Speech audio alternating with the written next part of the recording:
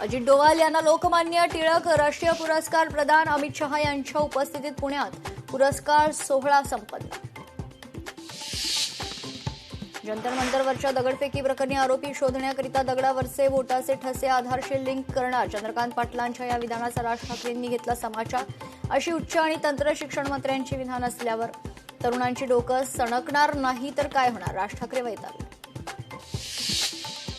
सिद्धिविनायक मंदिरात दरवर्षी 18 कोटींची चोरी. मंदिरातले विश्वस्तच चोरी करतात. देश कुठे चाललाय याचा काहीच विचार नाही, असं म्हणत राज ठाकरेंचा हल्लाबोल.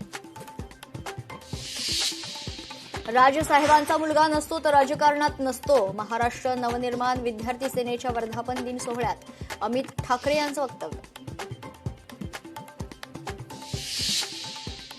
रामलक्ष्मणांप्रमाणे मोदी शहांचं नाव घेतलं जातं. लोकमान्य टिळक पुरस्कार सोहळ्यात उपमुख्यमंत्री एकनाथ शिंदेंचं वक्तव्य. राष्ट्रीय चाणक्य यांना पुरस्कार देण्यासाठी राजकीय चाणक्य आले. मुख्यमंत्री देवेंद्र फडणवीसांकडून अमित शहांचा चाणक्य असा उल्लेख. रात्रीच्या अंधारात अमित शहा पुण्यात आले. संसदेत बसायचं सोडून फिरतायत. संजय राऊतांची शहांच्या दौऱ्यावर टीका. जुहू चौपाटीवर 20 दिवसांनंतरही परिस्थिती जैसे थे. लोकशाही मराठीचा सलग 20व्या दिवशी रिअलिटी शो.